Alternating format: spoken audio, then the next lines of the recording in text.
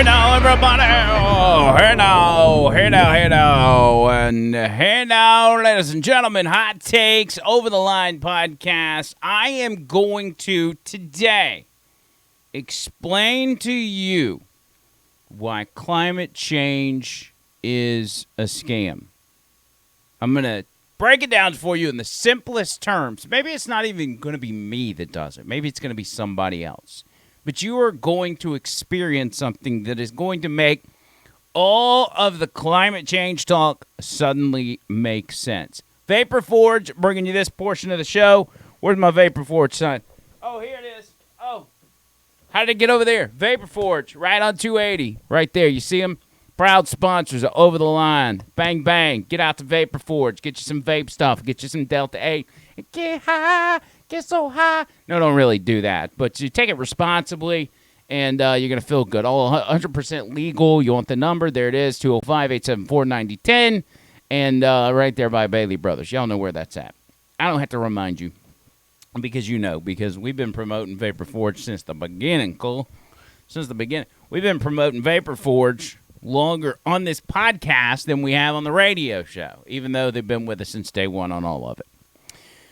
Vapor Forge was actually there the day that the Over the Line podcast was created. I've told that story. I'm not going to tell it again. But they've been involved since the beginning, providing a shelter, if you will, on that first day. So climate change. Before I get into Hawaii, can I just point out, and I said this on the show, that I caught a picture of the LA Dodger Stadium, and this is what it looks like. For those of you watching on YouTube, this is a photo of the LA Dodger Stadium. Flooded out. You can't, there's no way to access it. You can't, the field's flooded, the parking lot's flooded. You couldn't go to a baseball game if you wanted to.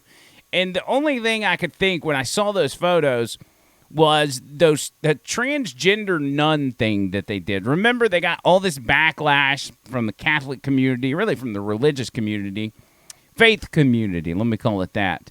And so they backed off of it. Well, then the trans people are like, oh, that's transphobic. You can't do that. So then they invited back the trans nuns and had them open one of their baseball games. I don't know if they threw the first pitch or what. Let me see if I can find some pictures of these weirdos, trans nuns. It was the Sisters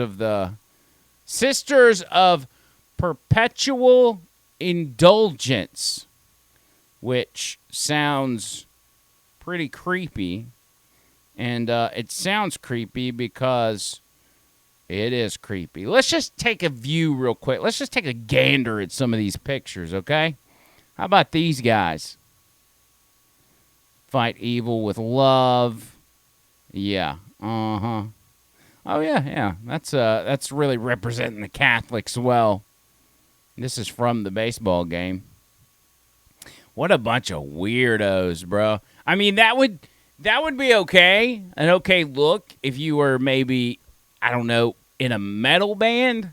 That would be cool. But this right here, this ain't cutting it. And so they faced a lot of backlash. They cancel it, then they bring it back, and they end up having it. And so those guys were the first people I thought of when I saw that picture of the stadium flooded. I'm like, God was like, you know what? No, I ain't having it.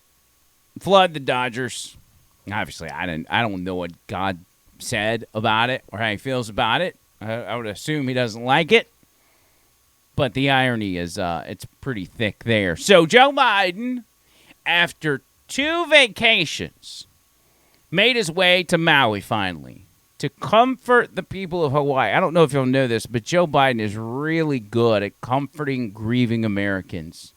Like the time when our 13 soldiers who died in Afghanistan thanks to his horrible decision-making based on nothing but mere politics, where he was checking his watch as they were unloaded off the plane in their flag-draped coffins.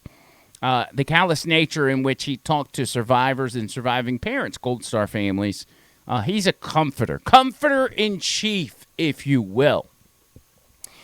So you would imagine the people of Hawaii that they expect Joe Biden to be there to comfort them. The residents of Maui are like, hey, Joe Biden's finally coming. Let's give him a warm welcome. Actually, as a matter of fact, here's a news report from when Joe Biden got off the plane. The reporter is with the reporter's with a few protesters on the side of the road waiting for Joe Biden's motorcade to come swinging on by. Over to my right, there are a bunch of people out here. They've been here for hours. A bunch of them are protesting. They have their makeshift signs, cardboard signs, a lot of them saying, as we've been talking about, that he's too late. Some of them feel that he should have been here much earlier. Other signs that say actions speak louder than words. So hearing a lot from the people here, as well as Hawaiian flags. So they're not happy. They're not happy. They think Joe Biden is there too little, too late. Now, the funny part was I saw that news report, and I was like, I wonder what those people said when Joe Biden drove by. So I looked it up. I found some cell phone footage of somebody that was there in the crowd of protesters. And I got their genuine reaction. Let me see if I can find it. I had it earlier today. Oh, man. This did not turn out good for Joe Biden. Let's see. I've got it here somewhere. Come on, cuz. Where you at? Okay, maybe I can't find it. If I do, I'll play it for you. But needless to say, the people of Maui were not very excited to see Joe Biden. They were not happy whatsoever. Let's see if this is it right here. Anyway, I can't find it. Basically, they were screaming F you at the top of their lungs as he passed by, which is probably better that I don't play that because, you know, the F word is not necessarily a good thing, and YouTube will probably take my video down. So they're angry. There are signs. I'm looking at a sign right now that said Trader Joe must go. And so they're upset. They think the federal government has not done enough. Or if they feel like, according to what some of them are saying, the federal government hasn't done anything. So Joe Biden is down there to assure these people that, hey, we are doing stuff. We are here to help you. That's where the comforter-in-chief portion comes in. So Joe Biden gets down here, and he's surrounded by a bunch of Democrat losers who are just looking for clout within the Democrat Party and riding some coattails. Like, if you want to ride some coattails, I don't know if Joe Biden's the one you need to be going with. But here's Joe Biden opening his speech in Maui, surrounded by the burnt-down island. America's deadliest wildfire in over a century. And Jill and I have what's left, walked Front Street, what's left of it. We've surveyed the damage from the air as well. The devastation is overwhelming. To date, 114 dead, hundreds of people unaccounted for. I remember when I got the call, my first wife and daughter, I was a young senator, and I got a call in Washington. I hadn't been sworn in yet. I wasn't old enough. And I was hiring staff in the Capitol at Teddy Kennedy's office. And I got a phone call saying from my fire department, and the young first responder kind of panicked, you got to come home. There's been an accident. I said, what happened? He said, your wife, she's dead. Come home. Come home. Wow. Yeah, I'm sure the people of Maui really relate to that. Something that happened, what was that, 40 years ago, maybe more. And a tragedy, nonetheless, that Joe Biden lost his wife and, at the time, his young daughter. But you've told that story a million times. We've all heard it time and time again. Do you think that is comforting the people of Hawaii? Especially when you... Here's some of the signage, by the way, for those of you that are watching. Trader Joe must go. These people are fed up. Now, keep in mind, this is 63% of Hawaii, I believe, voted for Joe Biden. And remember, Joe Biden got more votes than anybody in history. He's the most popular presidential candidate of all time. Nobody has been more popular than Joe Biden. So for a state that overwhelmingly voted for him to get this kind of reception in a solid blue state, a blue state that's been blue for decades, I think it speaks volumes. Here's Joe Biden leaving the stage after his heartwarming speech. He's standing there with his mouth open, seemingly confused about where he's at or where he needs to go. Ready? You want to grab that water for a second?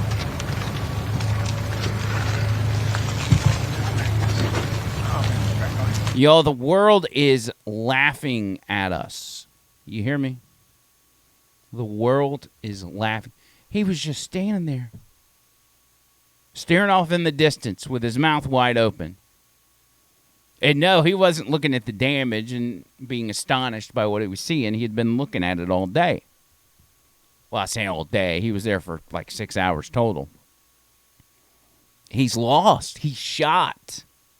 Joe Biden is legitimately shot. And then they take him to another event where he's speaking yet again. After that fiasco, you probably say to yourself, hey, let's cut out the whole speaking engagements for Joe Biden, because I don't think he's really helping anybody here in Maui. But nonetheless, they made the decision to put him on stage yet again, and this is what happened. I don't want to compare difficulties, but we have a little sense, Jill and I, what it's like to lose a home. Years ago, now 15 years ago, I was in Washington doing Meet the Press.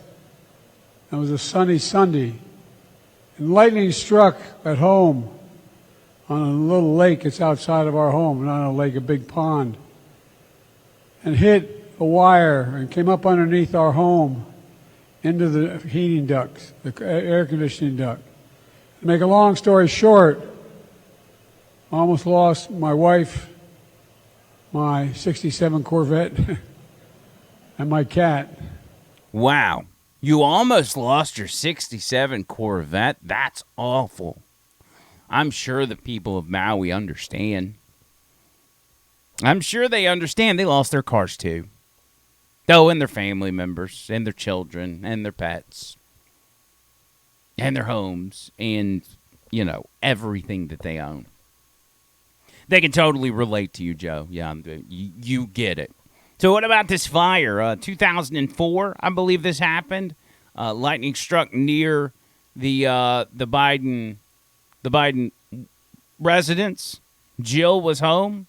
I actually found an article published August 2nd, 2004. This was about the fire from a publication called Firehouse. Wilmington, Delaware, coming from the AP, lightning struck the home of Senator Joseph Biden, starting a small fire that was contained to the kitchen. No one was injured in Sunday's fire, which started amid a storm that caused serious flooding in Pennsylvania and knocked out power to hundreds of Delaware homes and businesses. Biden is Delaware's senior senator and the top Democrat on the Senate Foreign Relations Committee. His wife, Jill, reported the fire Sunday morning. Many lightning strikes were reported in the New Castle County, where the Biden home is. Firefighters arrived to find heavy smoke coming from the house, but were able to keep the flames from spreading beyond the kitchen. He said, luckily, we got it pretty early. The fire was under control in 20 minutes. Yeah, the people of Maui totally relate to you, Joe Biden. Yeah, same thing, bro. Same thing. There's probably multiple reasons that the people of Maui and the people of Hawaii are upset. Yes, it's because of the incompetence. Maybe it's because everything's so incredibly expensive. Maybe it's because the government has blocked aid and blocked a lot of people from getting over there to help. Maybe it's because of a media blackout where they won't allow the media onto the island to let the rest of the world know what's going on. Because when you're in a natural disaster zone, you want the rest of the world to see what's happened. Because if you don't let the media in and those images don't get to the rest of the country, it's hard to garner sympathy. I'm not saying people aren't sympathetic, But you can open hearts and wallets by showing pictures and video of how bad this devastation is. If it's playing on the nightly news for moms and dads, husbands and wives that are sitting down watching the news for the night, they've had a long day, and they see those and they think to themselves, man, I was having a bad day, but I couldn't imagine. Wonder what we can do to help them, honey. And all it takes is them seeing it on TV or seeing the images online. We live in a very generous country with a lot of generous people that would be donating supplies and money and goods to Hawaii right now if you would allow these images and these videos to be on people's TV screens. But they're not. They don't want anybody to see it, and they don't want anybody to know what's going on. They don't want anybody to know what the government's response has been. That's weird. Well, what do you think if they're not doing that? What has their priority been? What have they been doing? Oh, that's right. They've been talking about climate change because that's what's important. Joe Biden, top Senate Democrats in the House, all talking about climate change. Not how can we get to these dead children and dead people that are still missing. No. It's about climate change and the importance of getting climate change under control. Because if not, it won't just be Hawaii. It'll be Washington State. That's right. The Northwest Pacific Island, Pacific states out west, California, Oregon, Washington. That's what Governor Inslee of Washington State. That's what he said. He was very adamant about it. You can hear it in his voice. He is very upset at the prospect that climate change could be making its way and creating fires in his own state. Because the fact of the matter is there's a beast at our door, and that's the beast of climate change. It seems like the whole world is on fire. We need to defend ourselves from climate change. We need to decarbonize our economy so these fires don't ravage us. There's not enough fire trucks in the world to protect us if we don't stop climate change. Yeah. Climate change, it's a beast and it's knocking at our door. These people are... It's insane. They're worried about climate change. And I just came across this. I have not seen this video, but I'm going to play it for you. As they're talking about climate change, we've got residents of Maui begging people to stop talking about climate change and start helping. Stunning new video out of Lahaina, Hawaii, as we're now learning that 2 people survived the raging wildfire last week by jumping into a pool. They shot cell phone video from the pool showing the inferno burning the vacation condos all around them. And as the fire closed in, Christina Lee Garrido and Misty Guantonio escaped the flames by taking refuge in the water. The wildfire destroying more than 2,700 structures in Lahaina, and the death toll around Lahaina nearing 100, making it the deadliest wildfire in modern U.S. history. Now, you've seen it across your screens, heartbreaking images of wildfires raging across Maui. And for those of you who don't know, the news hit very close to home for me. I lived in Maui when I was much younger, and I still have friends on the island who are all grown up now. So this is a reporter's going on to talk about her personal ties, but you saw the images. If there's people in the water, imagine what they've been through and imagine how it feels for them to, 1, not be getting the support they need, but 2, hear the concern of those in charge is climate change. We got to stop climate change so it doesn't happen again.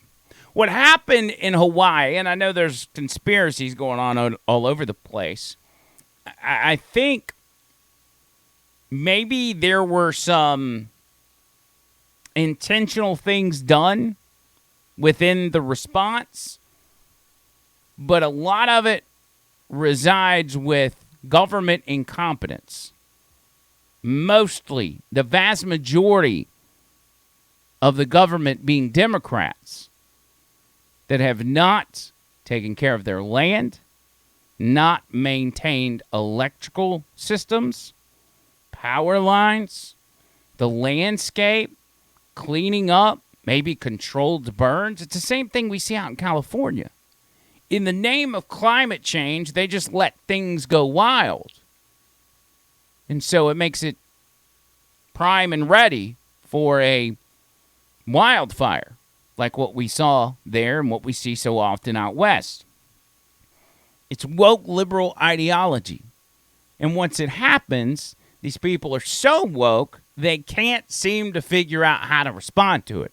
How could this happen? We were being so nice to the environment. Why is it being mean to us? Water is like a god. We worship water. Why is it not helping us? It's like, come on, man. We're down here on planet Earth. We're down here in reality. You're going to have to join us or more people are going to die. But what's the point of all this? Well, it's about climate change at the end of the day, not just for them, but it should be for us, just in a different way. It should be, what is climate change? And why does the average person just accept climate change as truth?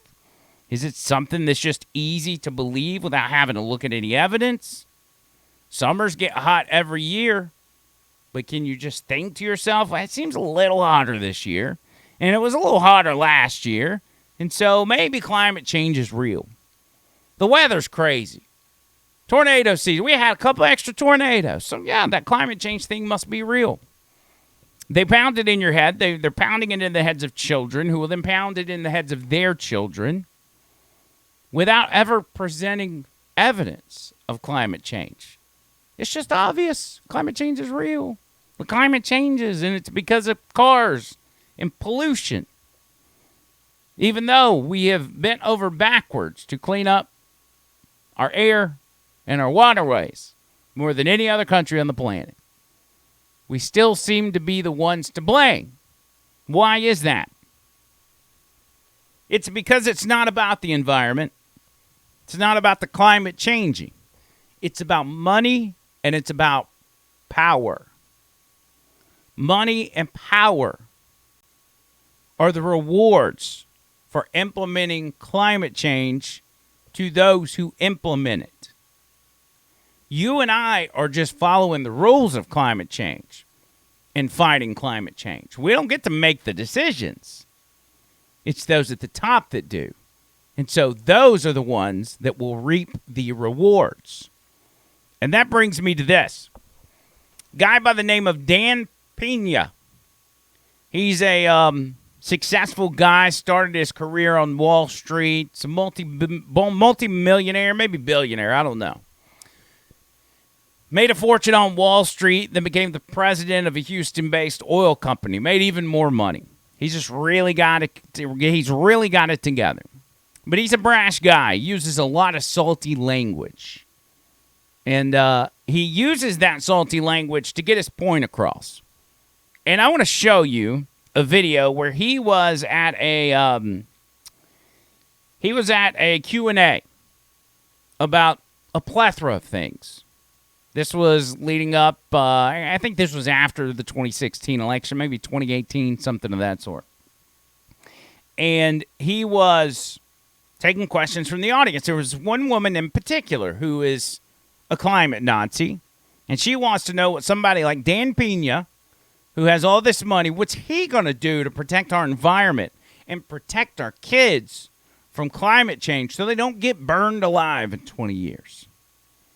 And he had, I think, to this day, one of the best explanations when it comes to climate change.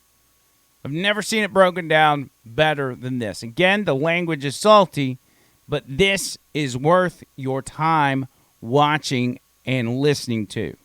You won't find another better explanation than this one. Dan, you got the money, okay? I got a few, Bob, yeah. Okay, you support Trump? You do? Yep. Okay. I was one of the first endorsers, public endorsers of President Trump. What are you guys going to do when our ocean level rises? Thank you for asking that question. I have the answer. Don't let me finish. I have the answer. Let me finish. Well, thank you for the question. Yeah. Now, Okay. for the first time on Earth, we're changing the gas. Now you're full of shit. Sit down. I'm No. going to answer you. I'm going to you, just Dad. shut up Fuck and you. shut up and Fuck sit you. down. No way. Sit down. No, I got to finish my question. I'm going gotta to answer finish what I've global got to warming. say. All right, finish the now, question, our then gas answer. Is changing on Earth, and it's changing to CO2. What do you people with the money, what are you doing about this? Because I'm gonna tell you right now. Children. No, I've got children. I've got 21, 23-year-old children. And what's their future with you people with money? You talk about money all of the time. Okay. Sit down, Okay. please. Sit down, please. What In are the you front doing row. about Excuse me. Earth? In the front row. Please About sit down. Earth. Okay, you've asked your question. Thank you very much. Okay, Can you I'm answer? going to answer. Excuse me, ma'am. Will you please sit down? And Please. Thank you. That's okay. Please sit down. Let him answer. okay. In 2011, my wife and I were in Antarctica renewing our vows. For most of you that don't know, Antarctica's on a mountaintop. Okay? And there is a $500 million facility, scientific facility there, and the scientists came to give us presentations about global warming. And they had cores of ice that they had drilled. They had drilled 4,000 or 5,000 cores, and they only brought 15 or 20. So they're going through the second or third core, and they said 275,000 years ago, this was the temperature, blah, blah, blah, blah, blah. And then 55,000 years ago, the world was 2 degrees warmer Celsius than it is today. This is 2011. And stop. And he said, and I said, well, you mean the whole world? He says, yes. And the poles are only benchmarks. And I said, well, what about the things that the young woman alluded to? Okay? And he said, it's all cyclical. And although the gas may have exacerbated it, in the cosmos of time, it's not a fart in the wind. In the cosmos of time, of the 13.8 billion years that we've been on this miserable planet, it's not a fart in the wind. And as I told Joe Rogan on his show, and he said in his infinite wisdom, and Joe, if you hear this, I thank you for the opportunity to be on your show. He said, then in 25,000 years, it's most likely not going to be a problem. Now, my direct answer to your question, if that were really true, which you believe, and let's just for a moment say that it is true. That means that the best scenario vis-a-vis global warming is about 10 feet raise in water. That's the best scenario over the next 40, 50 years. That's the best scenario. The worst scenario is about 100 feet. But let's just take the 10 feet. If the water on the planet is going to rise up 10 feet, that means the southern part of the United States is gone. England is gone. Most of Europe is gone. And I can go, most of Central America is gone. Okay. If that's the case, let's just take Florida, for example, which is one of the fastest growing beachfront condominiums on the planet. In the prospectus, when you invest, there should be, in the footnotes, if global warming is for real, they won't put it that way, global warming happens and water rises 10 feet, this investment you made is fuck all. Not one single investment prospectus written since 2000, this century, has alluded to global warming. Not one motherfucker.